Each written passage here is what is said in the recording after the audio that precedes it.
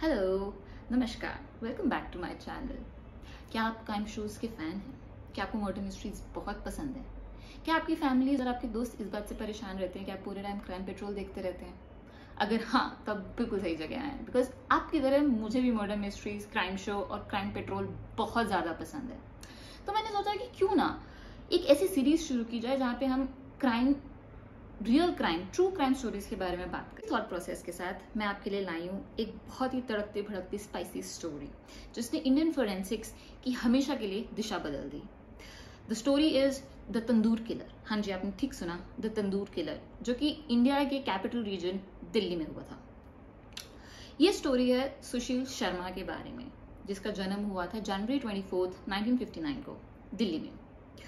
उसकी personal details के बारे में ज़्यादा बताया नहीं गया है, मैंने बहुत रिसर्च की, बट उसके पेरेंट्स का नाम या वो किस स्कूल में, किस कॉलेज में पढ़ा था, ज़्यादा उसकी अर्ली लाइफ के बारे में ज़्यादा डिटेल्स नहीं दी गई हैं। आई एम श्योर शायद लीगल रीजंस की वजह से या कोर्ट ऑर्डर होगा, जो भी है। हमें बस इतना पता है कि he was born in Delhi and उसके पेरेंट्स दिल्ली में रहते हैं। In college he was a part of NSUI। NSUI means national student union of India, जो कि इंडियन कांग्रेस का स्टूडेंट विंग है। अगर आप DU से हैं तो आपको पता है NSUI और ABVP कितने ज़्यादा एक्टिव हैं और उनके स्टूडेंट पॉलिटिशियंस कितने ज़्यादा एक्टिव हैं। इनमें से ज़्यादातर जो एक्टिव पॉलिटिशियंस या स्टूडेंट एक्टिव पॉलिटिशियंस होते हैं वो आगे चल के इन पार्टीज को ज्वाइन कर लेते हैं, और इनमें से कुछ बहुत बड़े नेशनल पॉलिटिशियंस भी हुए हैं। सुशील शर्मा ने भी यही किया। He was on his path to become a politician. पहले वो इसका NSUI का मेंबर था, उसके बाद इंडियन यूथ कांग्रेस का करते करते वो प्रेसिडेंट बन गया। और इसी दौरान उसकी मुलाकात नैना साहनी से हुई। अब आप पूछो कि नैना साहनी कौन है? Very good question. Naina Sahni was born in 1966 to father Sardar Harbhajan Singh and mother Jaswant Kaur. Again, इसकी पर्सनल डिटेल्स के बारे में या पर्सनल लाइफ के बारे में ज़्यादा मुझे डिटेल्स नहीं मिली ऑनलाइन, क्योंकि आई एम श्योर हो सकता है सेम रीज़न हो, लीगल या कोर्ट मैंडेटेड हो। Anyway, the important point is कि आप नैना साहनी और सुशील शर्मा पे फोकस करूँ। इन लोगों की मुलाकात हुई जब ये लोग इंडियन यूथ कांग्रेस के पार्ट थे। In 1989 she was the secretary of Indian youth Congress and as I mentioned earlier Sushil Sharma उसके प्रेसिडेंट थे। तो जैसे कि मैंने बताया, 1989 में वो मिले, एक दूसरे को काफी पसंद करने लगे और फाइनली उन्होंने एक फ्लैट में साथ रहना शुरू कर दिया गोल मार्केट में, जो कि दिल्ली में कनॉट प्लेस के पास है। कुछ सोर्सेज कहते हैं कि वो सिर्फ लिव इन में थे, सिर्फ गर्लफ्रेंड बॉयफ्रेंड थे, बट कुछ सोर्सेज यहाँ तक कहते हैं कि उन्होंने 1993 में शादी भी कर ली, बट उसमें कुछ पक्का नहीं है। बिकॉज जब जो सुशील शर्मा के पेरेंट्स के आसपास के नेबर्स हैं उनसे बात हुई तो उन्होंने बोला उन्होंने कभी नैना साहनी को इस घर में आते नहीं देखा। और जो सुशील शर्मा के फादर हैं वो भी हमेशा नेबर्स से यही बोलते थे कि मैं बस यही चाहता हूँ कि मेरा बेटा शादी कर ले। तो इस बात की कोई गारंटी नहीं है कि उनकी शादी हुई थी या नहीं हुई थी। सुशील शर्मा को उसके कोवर्कर्स और उसके कलीग्स एक अग्रेसिव तरह के इंसान को पोर्ट्रे करते हैं कि वो जब भी दारू पीता था बहुत ज्यादा अग्रेसिव हो जाता था, नैना साहनी को मारता था, पीटता था, और वो बहुत ही ओवर पोजेसिव था। उसको बिल्कुल पसंद नहीं था कि वो किसी और मेल से बात करे।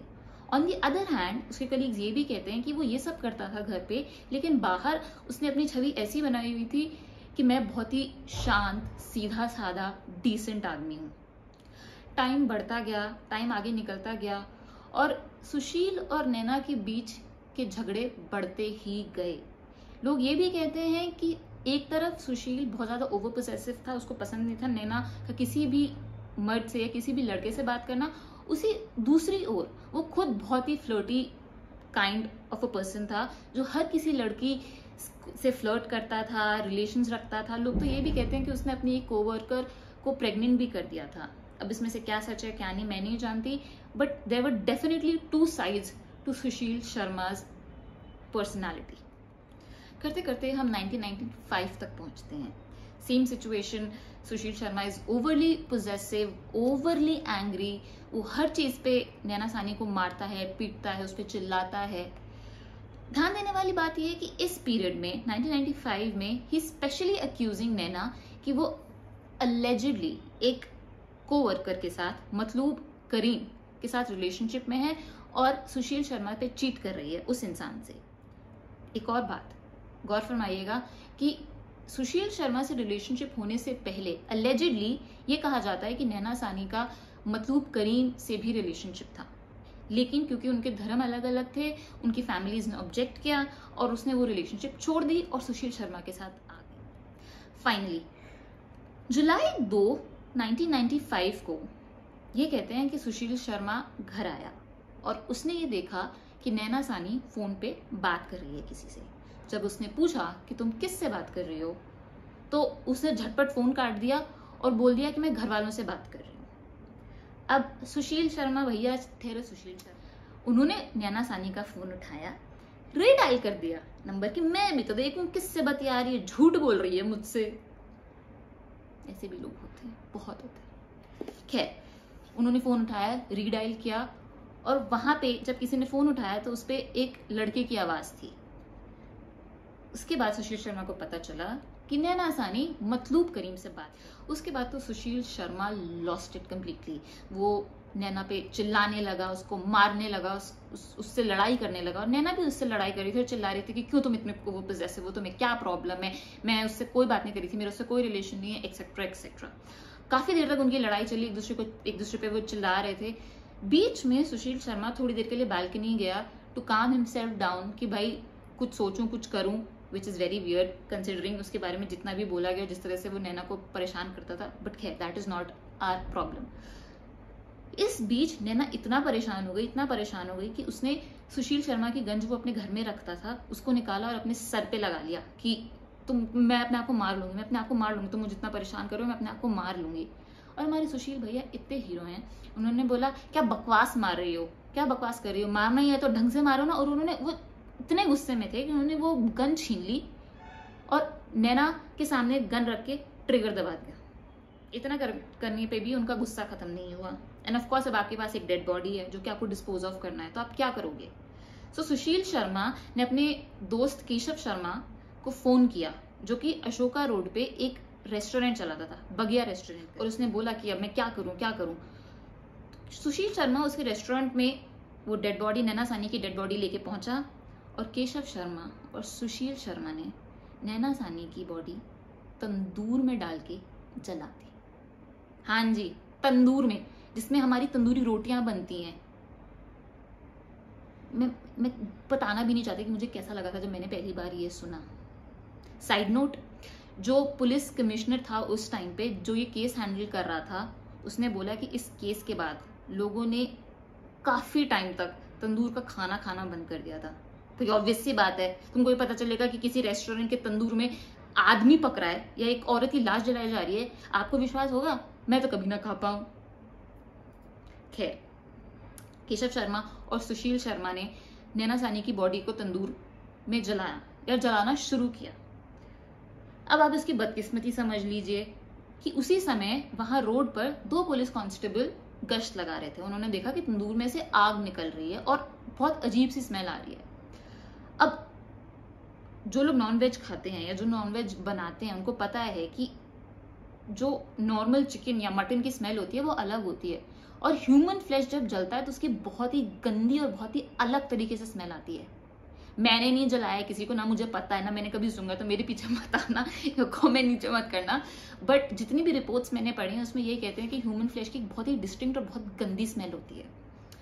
सो वो स्मेल की वजह से और वो आग की वजह से जो कांस्टेबल्स हैं वो वहां गए, उन्होंने देखा कि ये क्या हो रहा है। उन्होंने केशव शर्मा से भी पूछा कि ये क्या हो रहा है, तो उसने बोला कि कुछ नहीं सर, वो मटन को भून रहे हैं। तो जो कांस्टेबल है उसने बोला कि मटन तो नहीं भून रहे, उसकी स्मेल तो नहीं है, दिखाओ क्या हो रहा है। वो वहां पहुंचे और उन्होंने देखा कि एक औरत की या एक बॉडी, क्योंकि वो जल चुकी थी तो उन्होंने देखा कि एक बॉडी जल रही है उसके अंदर। उन्होंने फौरन केशव शर्मा को अरेस्ट किया। ध्यान देने वाली बात यह है कि अब तक सुशील शर्मा भाग चुका था। उसने केशव शर्मा को बॉडी थमाई, तंदूर में डाला और वो भाग गया, उसका कहीं अता पता नहीं दिख रहा था। जब पुलिस ने बॉडी निकाली, उसकी जांच की, पुलिस ने फौरन केशव शर्मा को अरेस्ट कर लिया। ध्यान देने वाली बात यह है कि सुशील शर्मा अब तक भाग चुका था। उसने बॉडी केशव शर्मा को दी, तंदूर में डाली, जलाई, और जब तक कि पुलिस देख पाती तब तक वो भाग चुका था, उसका कहीं नामो निशान नहीं दिख रहा था। पुलिस ने फौरन केशव को अरेस्ट किया और इससे इंक्वायरी शुरू की। उन्होंने बॉडी को तंदूर से निकाला और उसको आगे इंक्वायरी के लिए और ऑटोप्सी के लिए भेज दिया। And this is how this whole case came to be known as tandoor कांड। इसने अपने टाइम में पूरे देश को हिला के रख दिया था कि कोई ऐसे कैसे कर सकता है। ध्यान देने वाली बात यह है कि इनिशियल पुलिस रिपोर्ट्स में और इनिशियल मीडिया रिपोर्ट्स में यह कहा गया था कि पहले नैना सानी को मारा, उसके बाद उसकी बॉडी के टुकड़े किए और उन टुकड़ों को तंदूर में जलाया। ये बात आप याद रखिएगा। लोग हिले हुए थे पूरे देश में कि भाई कोई किसी के साथ इतनी बर्बरता कैसे कर सकता है। और चलो मारा तो मारा, तंदूर में कोई कैसे जला सकता है किसी रेस्टोरेंट के, कोई सोच भी कैसे सकता है। क्योंकि ये केस दिल्ली में हुआ था तो उसको वैसे भी बहुत ज्यादा नेशनल लाइमलाइट मिली। ऊपर से प्रेशर होने की वजह से और इस केस का इतना बड़ा होने की वजह से सुशील शर्मा के लिए खोज तेज कर दी गई। फाइनली जुलाई 10, 1995 को सुशील शर्मा हिरासत में भेज दिया गया। क्योंकि वो बॉडी इतनी बुरी तरीके से जल गई थी, उसका आइडेंटिफिकेशन होना बहुत मुश्किल था और इसीलिए ये केस डीएनए एविडेंस के केस में बहुत बड़ा लैंडमार्क है। क्योंकि this is one of the very few cases and one of the first cases and one of the biggest cases जिससे विक्टिम की शिनाख्त डीएनए एविडेंस की वजह से हुई। उसका बर्न बॉडी का डीएनए नैना सानी के डीएनए से मैच किया गया और फाइनली उस बॉडी की आइडेंटिफिकेशन हुई। This case was also special because ये पहला केस था जिसमें 2 ऑटोप्सीज हुई थी। आजकल it is still very common कि 2 ऑटोप्सीज हो, अगर हम पिटिशन दें या इन्वेस्टिगेटिव टीम को ये लगे कि फर्स्ट ऑटोप्सी ढंग से नहीं हुई या there is a need for a second autopsy, but back in 1995 ये बहुत अनकॉमन था। This was the first time जब 2 ऑटोप्सीज हुई थी। फर्स्ट ऑटोप्सी के हिसाब से बॉडी के पहले टुकड़े किए गए, फिर उसको तंदूर में जलाया गया।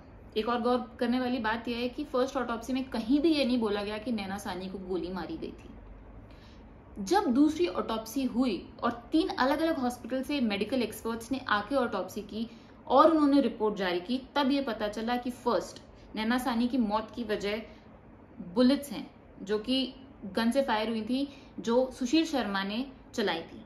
सेकंड, बॉडी के कहीं टुकड़े नहीं किए गए थे। जब बॉडी जली तो वो पूरी एक पीस में थी। ऑफ कोर्स बॉडी जल गई थी तो कुछ टुकड़े या कुछ फ्लैश या कुछ बोन्स इधर उधर हुई हैं, लेकिन कहीं पे बॉडी पे ये एविडेंस नहीं था कि बॉडी के टुकड़े टुकड़े करके फिर उसको जलाया गया है। 2003 में सुशील शर्मा को फांसी की सजा हुई।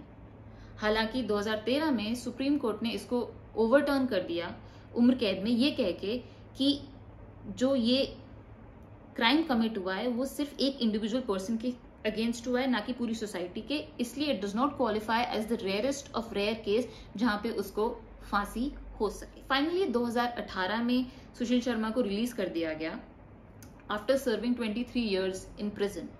आज तक की क्रिमिनल हिस्ट्री में Sushil Sharma is the longest serving criminal जिसने 23 साल उम्र कैद में बिताए हैं। जेल से निकलने के बाद सबसे पहले सुशील शर्मा अपने पेरेंट्स के घर पे गया, जो कि दोनों उस समय मिड 80s में थे।